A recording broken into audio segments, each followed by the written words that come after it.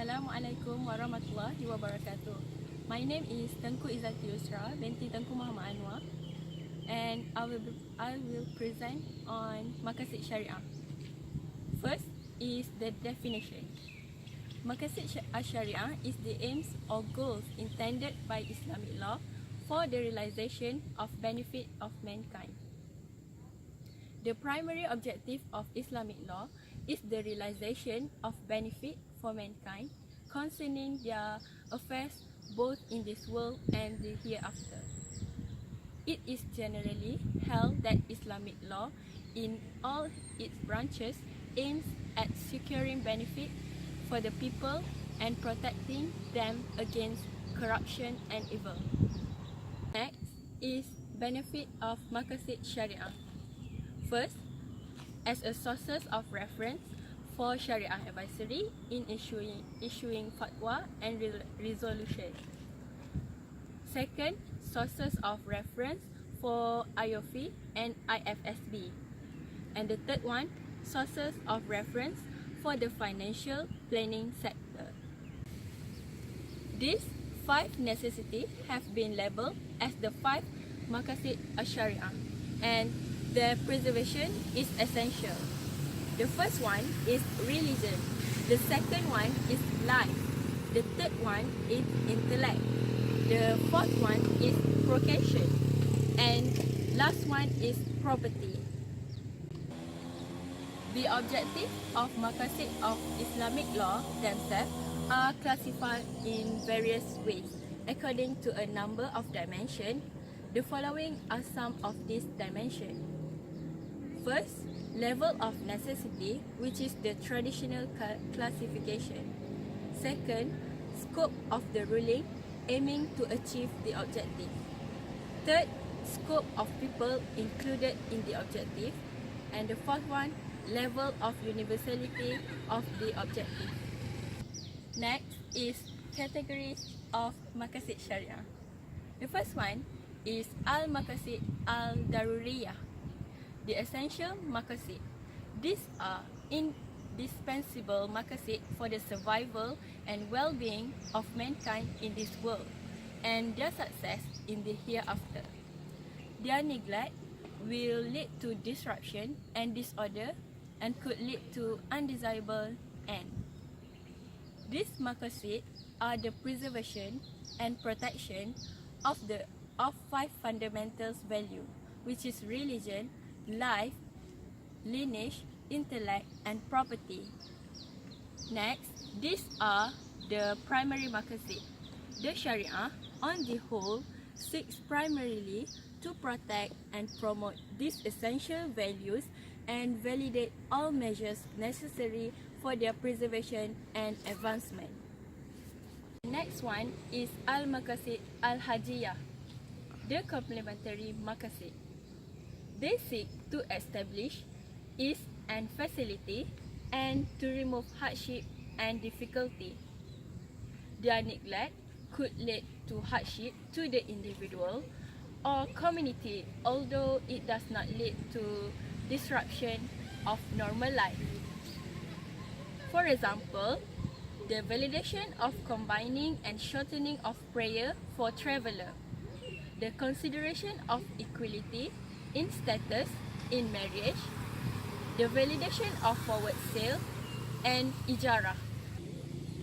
The last one is Al-Maqasid Al-Tahsiniyah, the third category of maqasid, known as Al-Tahsiniyah, is in the nature of indesirability as they seek to attain refinement and perfection in the custom and conduct of the people.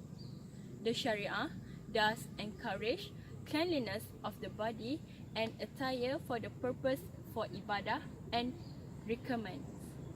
For example, the wearing of perfume when attending the Friday congregational prayer. Assalamualaikum warahmatullahi wabarakatuh. My name is Fatina Benjayu and I will present to you about wakaf. The definition of wakaf is literally to stop, to hold, to restrain, to detain, to prevent or preventing from disposition.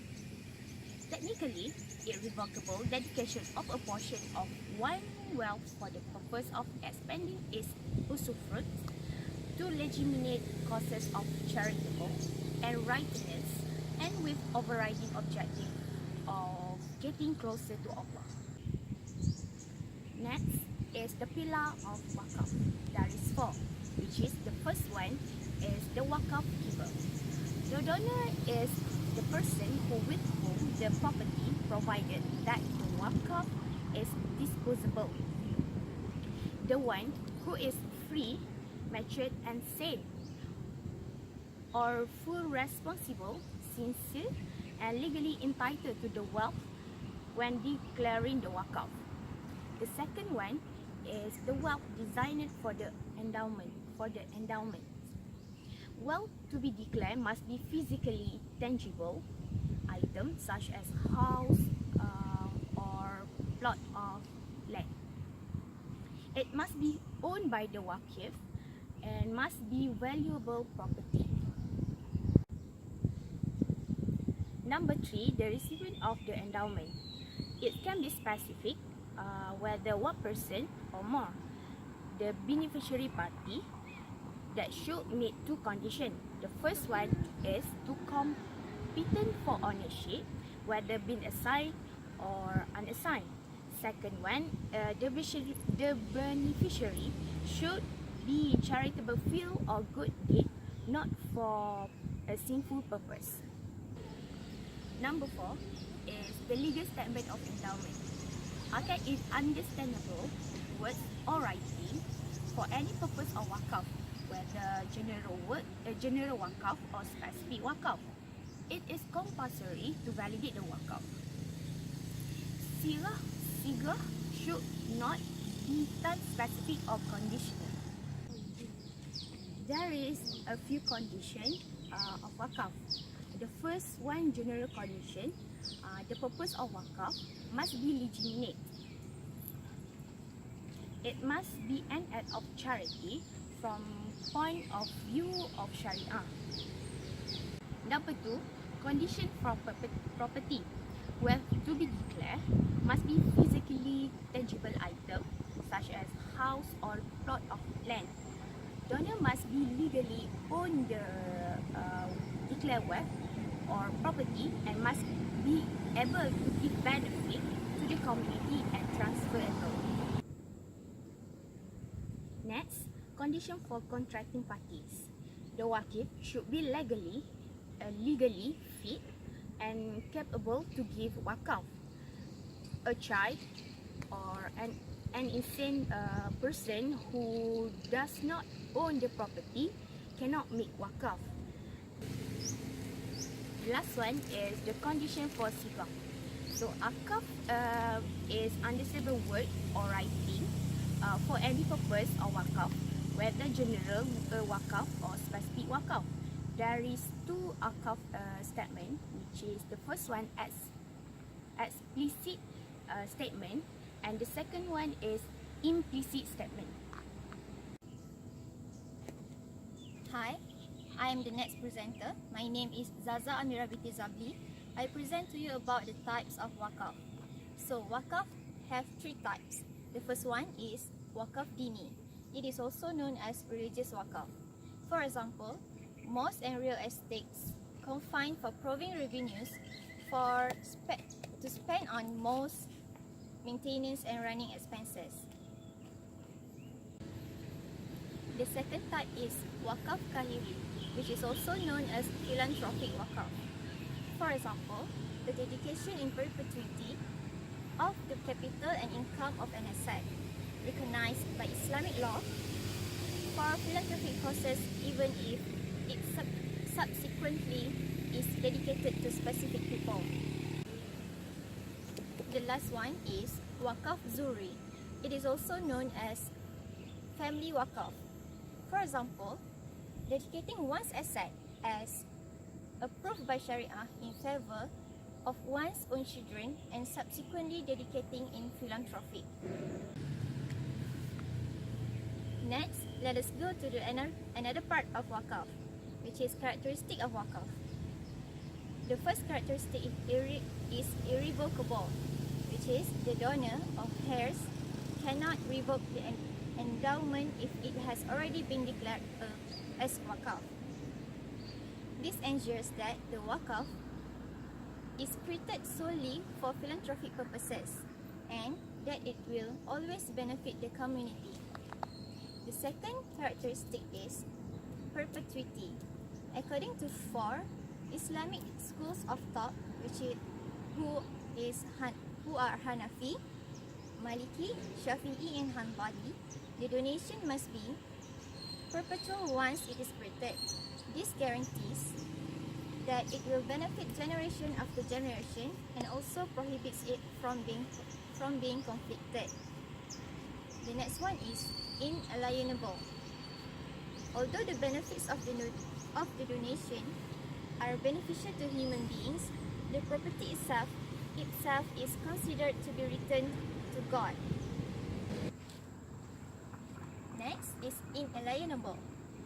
Although the benefits of the donation are beneficial to human beings, the property itself is considered to be returned to God. No person can ever become the owner, so the wakaf becomes a common asset. It cannot be sold, mortgaged, gifted or inherited. The next one, the important thing is for wakaf to be valid, certain conditions must also be met. The last part of wakaf is the wisdoms of wakaf. The first one is to express one's submission and pity to Allah Subhanahu wa Ta'ala. Second one is to get close to Allah Subhanahu wa Ta'ala. The next one is to get a continuous charity in this and afterlife. Next, sharing benefits with Muslim community like building mosques and schools. And the last one is to strengthen the unity of Ummah. Hello, back with me again, but with different subtopic, which is hibah. For hibah, the definition literally passing or blowing. Technically, it is a voluntary contract that results in uncompensated ownership transfer between the living individuals. Hibah is a transfer of legal and beneficial ownership of the assets from the donor to the beneficiary on volunteer basis. For example, without valuable consideration and compensation. Under hibah, the proportion of distribution to heirs and non-heirs can be determined by the donor. So, the evidence for hibah is from Al-Quran. The other evidence is from Hadith. Reported from Anas, meat was brought to the Messenger of Allah and it was said that it was given to Bariyah as a charity. Rasulullah said, for her, it is charity, but for us, it is a gift. Narrated by Aisha, the Prophet used to accept gifts and exchange gifts so that you may love one another. Okay, now I proceed to the condition of hibah. There are 3 conditions for hibah, which is donor, donee and object. This one is a condition for donor. Eligible to give his property voluntarily to another, must be legal owner of the object, mukallaf and rushd. Next is condition for donee. Any man with or without legal capacity, if the donee has legal capacity, he or she can receive gift by him or herself. If he or she is not eligible receipt, the receipt has been done by his legal guardian.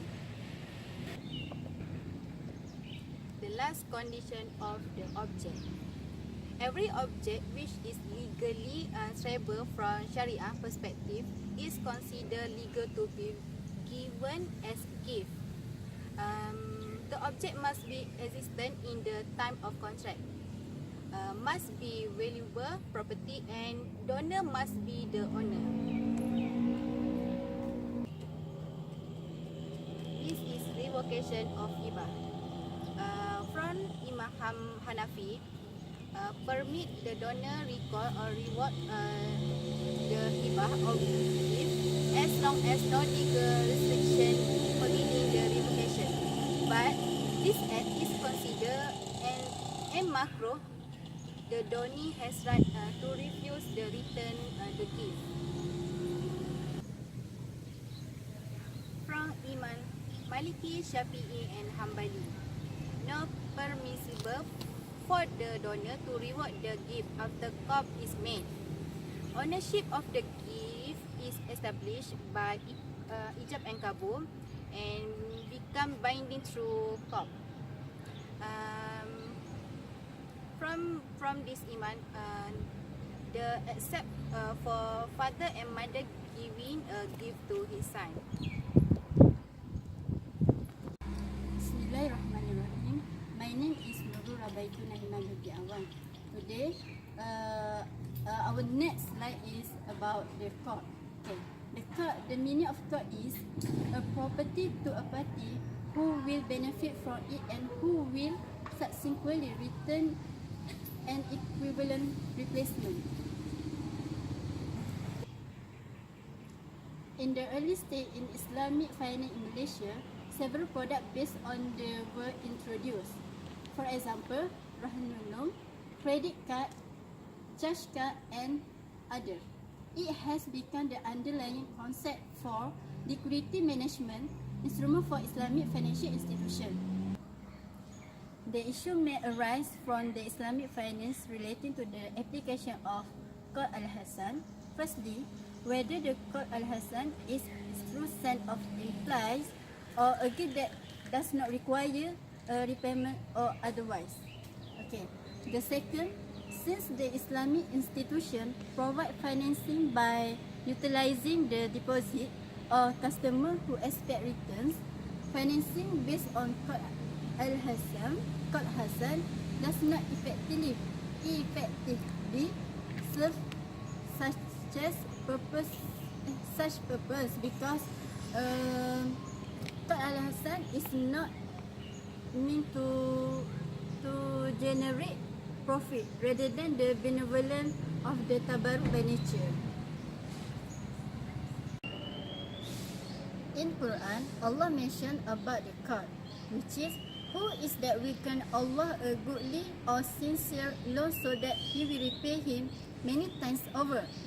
And it's remember, it is Allah who decreases and increases sustenance.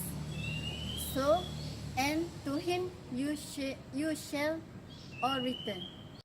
According to the scholar of tafsir, the terms of Qard Hasan in the context of the above verse refer to the act of contributing for the sake of Allah, which is infaq.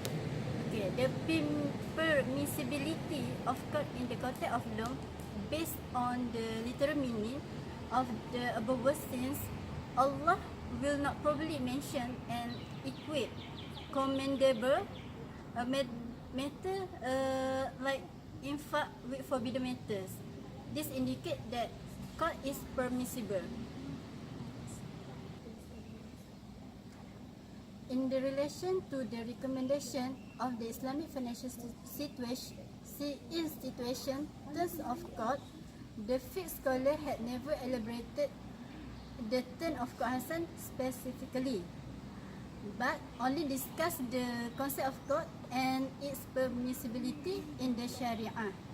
Generally, Qard Hasan refer to the matter pertaining to the contribution for the sake of Allah, which is infaq. And second, the word Hasan are used in Quran refer to the infaq that is given sincerely for reward from the Allah Subhanahu Wa Taala. That's all. Thank you.